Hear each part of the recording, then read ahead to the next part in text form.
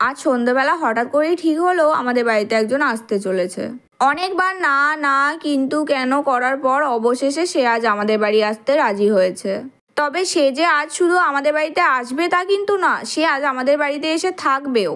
তাই মা সন্ধ্যে থেকেই তার পছন্দ মতো আলু পোস্ত রান্না করতে লেগে পড়েছে।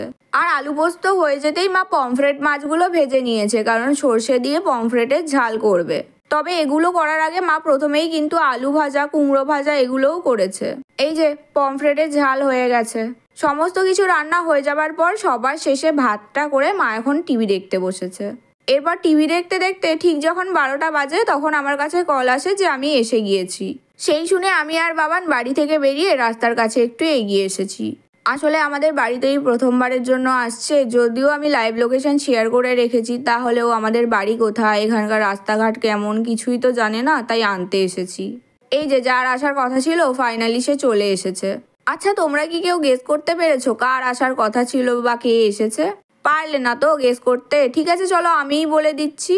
তো এই যে মা সন্ধ্যেবেলা রান্না করলো, এখন আবার এই 12টার সময় খেতেও দিচ্ছে, তো এই সব কিছুই মা করেছে এই মানুষটার জন্য। মা এত কিছু কার জন্য করেছে সেটা দেখাতে গিয়ে আমি তো আমার হাজবেন্ডের ফেসটাই রিভিল করে দিলাম। তো ইনি হচ্ছেন আমার হাজবেন্ড, মানে আমার মায়ের জামাই। যাই হোক, এখন আমরা সবাই খেতে বসেছি। বাবা যদিও আগেই খেয়ে নিয়েছে, তবে বাবা কিন্তু ওর জন্য এতক্ষণ ঠিকই জেগে বসেছিল। ও আসতে তবেই বাবা ঘুমাতে গেছে।